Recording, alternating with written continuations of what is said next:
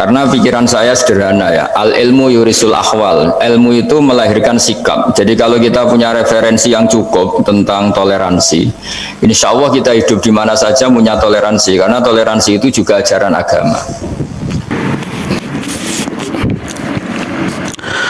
Oke, assalamualaikum warahmatullahi wabarakatuh. Berjumpa kembali bersama kita di sini channel Sahabat Orchid TV kawanku. Dan oke, mudah-mudahan sahabat-sahabatku semuanya tetap selalu dalam kebaikan, dimudahkan segala urusannya dan dilancarkan rezekinya.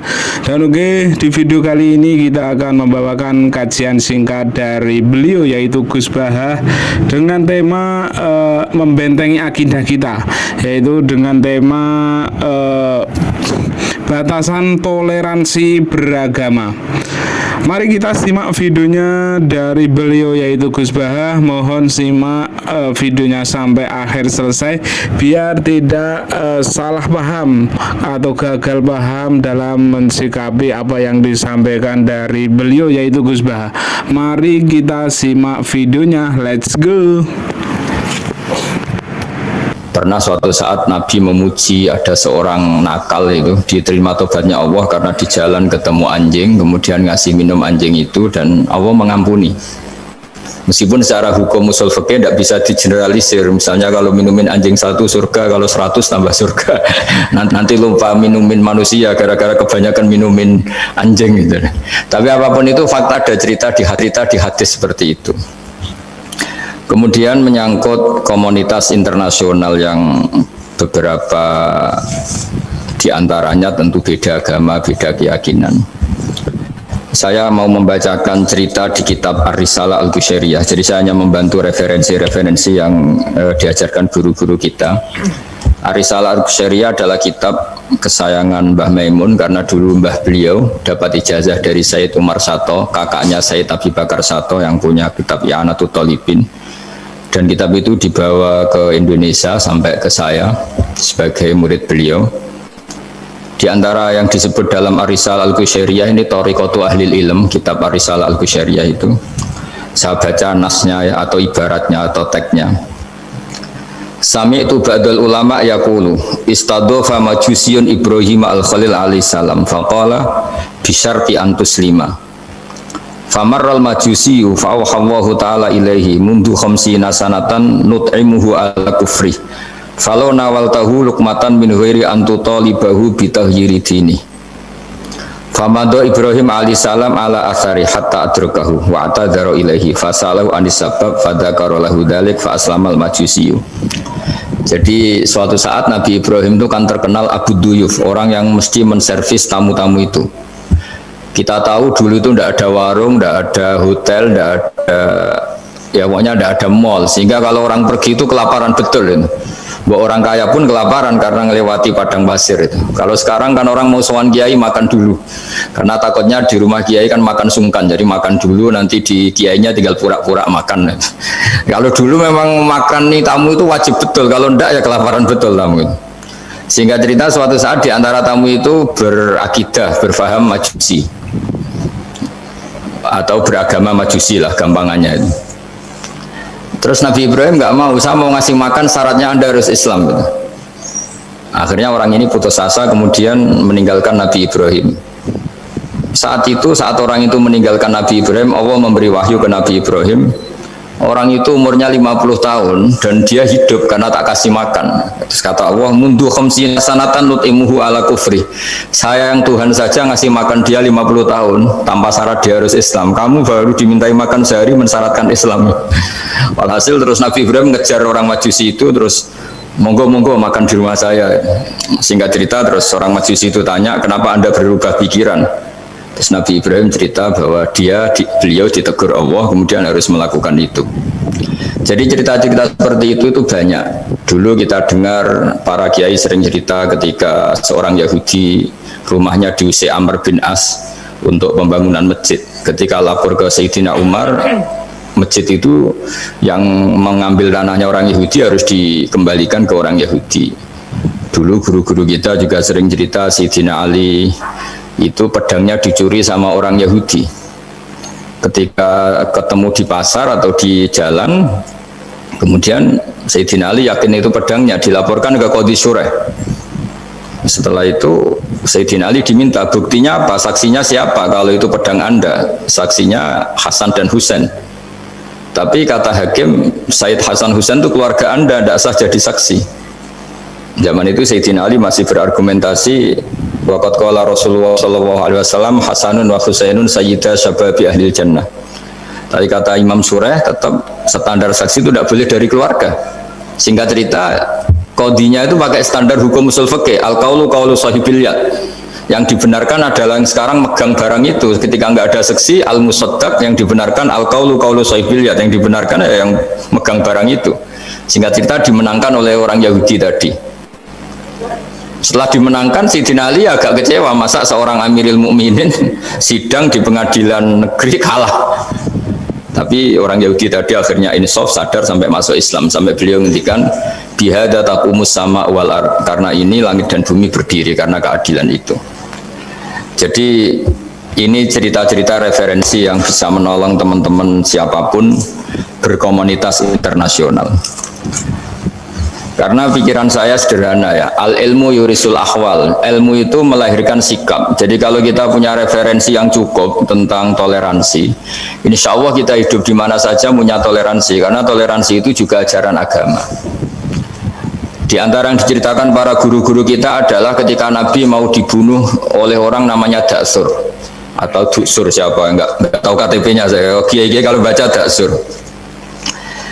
Ketika beliau sedang santai di satu tempat, tahu-tahu ada orang yang mengambil pedangnya, kemudian bilang, "Mayyamna'uka minni ya Muhammad." Sekarang Anda sama saya berdua, siapa yang bisa menghalangi kamu? Nabi dengan rileks menghentikan Allah. Kemudian si Daksur ini gemetar, pedang jatuh. Kemudian diambil Nabi. Sekarang ya Daksur, mayyamna'uka minni, yang bisa menghalangi kamu siapa? Orang itu bilang, la ahada, tidak siapapun. Nabi dengan gampangnya fa'afa anhu, Nabi memaafkan. Padahal ini jenis harbi, jenis orang yang jelas punya niat bunuh. Terus artinya kita-kita yang ngaji di pesantren, saya ngaji di Mbah Maimun, punya Bapak Kiai Nur Salim, semuanya ngajarkan bahwa di mana-mana perang kekerasan itu ya karena kita diperangin. Udina lilladzina yuqatalun, karena kita diperangi kita boleh perang. Qatilul ladzina yuqatilunakum. Jadi yang boleh kita perangi ya zaman kayak kita dulu dijajah Belanda, dijajah Jepang zaman itu. Ketika sudah tidak ada penjajahan ya alasan itu sudah hilang karena mereka tidak merangi kita. Jadi apa ya, perang ya ada konteks rasionalitasnya, damai juga ada konteks rasionalitasnya. Tapi karena kita punya tradisi referensi, teman-teman yang di Jerman tak bantu, tadi ada kitab Arisal Al-Qusyairiyah, terus ada beberapa cerita-cerita tadi kayak Daksur. Kalau ayatnya jelas ya, jelas qatilul ladzina yuqatilunakum wa in janahu lisalmi fajnah laha wa tawakkal 'ala Allah. Bahkan seperti yang diceritakan Profesor Quraisy tadi, yang sedang kita benci pun bisa saja suatu saat teman. Dalam surat Mumtahanah itu atau Mumtahinah ada ayat asawwau ayyaj'ala bainakum wa bainal ladzina ataitum minhum mawaddah. Bisa saja orang yang sekarang kamu benci suatu saat kamu cintai. Wallahu qadir, itu Allah Maha Kuasa. Dan tadi saya menambahkan yang dikatakan Profesor Quraisy tentang belajar. Dulu Nabi itu enggak puasa Asyura. Tapi ketika datang ke Medina, orang-orang Yahudi itu puasa Asyura. Coba tanyakan ke mereka, kenapa puasa tanggal 10? Terus mereka menjawab, yaumun najjawahu fi Musa, itu hari yang Allah menyelamatkan Nabi Musa. Terus fa'amara bisyami, kemudian Nabi menyuruh sahabat puasa.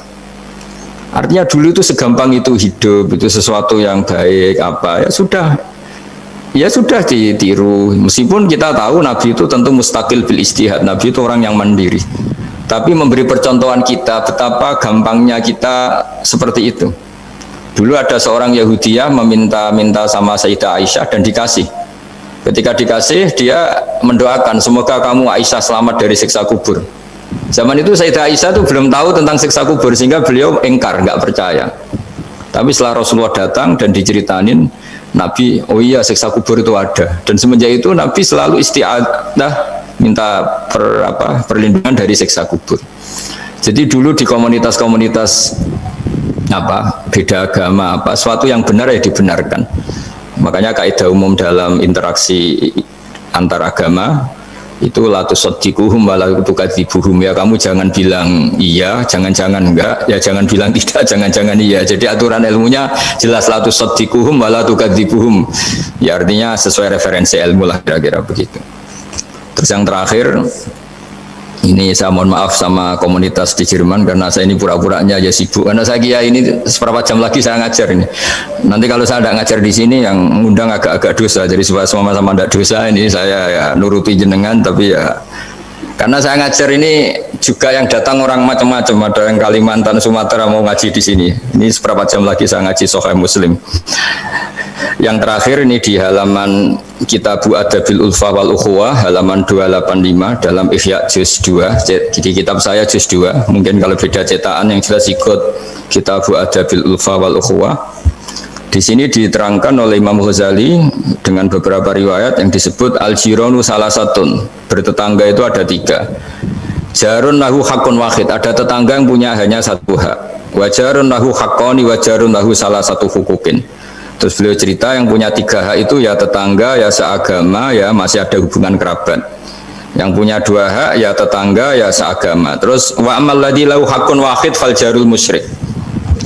Yang punya hak satu itu tetangga yang beda agama. Jadi intinya tetap dikasih hak meskipun beda agama. Sampai diantaranya disebutkan juga di halaman 287. Imam Ghazali ngendikan, beliau berfatwa dan beliau bercerita, rawahu Umar bin Shu'aib an Nabi an Jaddih anin Nabi. Terus qala Mujahid kuntu inda Abdullah bin Umar wa ghulamun lahu yaslahu syatan faqala ya ghulam idza salakhta fabda bijarinal yahudi. Abdullah bin Umar itu sedang memasak kambing, atau itu pembantunya ini sedang nguliti kambing. Itu pesannya Abdul bin Umar, ya ghulam idza salakhta fabda bijarinal yahudi, nanti jangan lupa tetangga kita yang Yahudi. Ini di Ihya halaman 287. Hanya cerita kebaikan. Jadi cerita-cerita perang itu ya karena kita diperangin, tapi ya kalau kita dibaikin ya baik, itu ajaran Islam. Hatta qala dzalika miraran faqala lahu lima taqulu hadza. Ini pembantunya juga enggak langsung menerima. Kenapa? Saking enggak mau menerimanya diulang-ulang lagi oleh Abdullah bin Umar. Faqala inna Rasulullah sallallahu alaihi wasallam lam yazal yusina bil jar hatta khashina annahu sayuwarrithu. Kenapa engkau melakukan itu ya Abdullah bin Umar? Terus beliau menjawab, Rasulullah itu selalu berpesan untuk berbuat baik sama tetangga. Jadi kita tahu kalau tetangga punya 3 hak berarti seagama, ada hubungan kerabat, hakul jar berarti 3. Ada yang seagama dan tidak punya hubungan kerabat berarti punya 2 hak, yaitu satu agama dan kerabat. Ada yang punya 1 hak saja, ya tidak keluarga, tidak seagama, tapi karena tetangga itu juga tetap punya hak. Dan itu pun masuk kategori lam yazal yusina bil jar, termasuk orang-orang yang harus kita baikin. Ya kalau di Qurannya kayak tadi ya, qatilul ladzina yuqatilunakum, boleh merangi ya yang merangi kita. Udzina lil ladzina yuqatalun, diberi hak merangi ya sama yang merangi kita, bukan yang tidak merangi kita. Terus waqala Hisham kanal Hasanul la yara ba'san antut imal jarul yahudiyya wan nasraniyya min udkhiyatik. Bahkan sebagian ulama di sini disebut Hasan Basri berpendapat kalau berkorban, kalau punya tetangga Yahudi yang butuh nggak apa-apa dikasih dagingnya. Ini di halaman Ihya 287 juz 2. Jadi dari cerita-cerita itu dan referensi-referensi itu, teman-teman di Jerman tidak usah khawatir lah kalau kiai-kiai kayak kita itu berfatwa nggak boleh berkomunitas internasional nanti takut begini-begini, ndak lah. Kita bacanya ya sama seperti yang dibaca Profesor Kures, sama yang dibaca guru-guru kita. Jadi itu kalau boleh dikatakan sumbangan saya lah, bahwa di kita di pesantren itu ajaran-ajarannya juga seperti itu. Dan tadi beberapa kita saya sebutkan halamannya supaya bisa dicari, supaya tidak kelihatan hoax, juga tidak bikinan saya gitu, supaya jelas itu. Dan saya mohon maaf karena nggak bisa ngikuti sampai selesai, tapi saya ngapresiasi, semoga jadi syawal yang baik. Minal aidin wal faizin. Minal aidin artinya kita kembali menjadi ahli surga. Saya termasuk yang sependapat dengan kitab yang saya baca. Dulu kita ini ahli surga karena Nabi Adam lahirnya di surga dan diciptakan di surga. Karena satu kesalahan beliau harus kembali ke bumi. dan setelah puasa itu selesai dan diterima, kita kembali ke ahli surga lagi, maksud minal aidin, kita kembali lagi berstatus sebagai ahli apa? Surga. Dan itu dimulai dari saling memaafkan, karena yang menghalangi masuk surga itu hak adami. Manusia itu kan paling kikir untuk memaafkan orang lain. Padahal kalau hak adami belum selesai itu Allah tidak mau memaafkan. Makanya syaratnya masuk surga harus kita saling memaafkan. Dengan cara seperti itu insya Allah kita minal aidin wal faizin. Jadi mohon maaf, sekali lagi mohon maaf karena saya tidak bisa ngikuti sampai selesai karena saya harus ngaji, karena bukan papa ya, memang harus, andikan sunat itu mungkin saya tinggalkan. Mohon maaf sekali. Wassalamualaikum warahmatullahi wabarakatuh. Waalaikumsalam warahmatullahi wabarakatuh. Oke kawanku, terima kasih banyak sudah menyelesaikan atau melihat kajian singkat dari beliau, yaitu Gus Bahah, tentang batasan toleransi beragama. Jadi pentingnya kita membentengi akidah atau membangun akidah kita biar tetap selalu terikat dengan adanya Allah Sang Pencipta. Mungkin begitu kawanku, terima kasih banyak yang sudah menyaksikan video ini. Mudah-mudahan tetap selalu dalam kebaikan, dan jangan lupa like and subscribe dan nyalakan tombol notifikasinya biar tidak ketinggalan video-video terbaru dari channel Sahabat Orchid TV ini. Terima kasih banyak. Mungkin ada salah dan luputnya, mohon dimaafkan. Mungkin begitu kawanku ya. Terima kasih banyak yang sudah menonton video ini. Wassalamualaikum warahmatullahi wabarakatuh. Bye bye.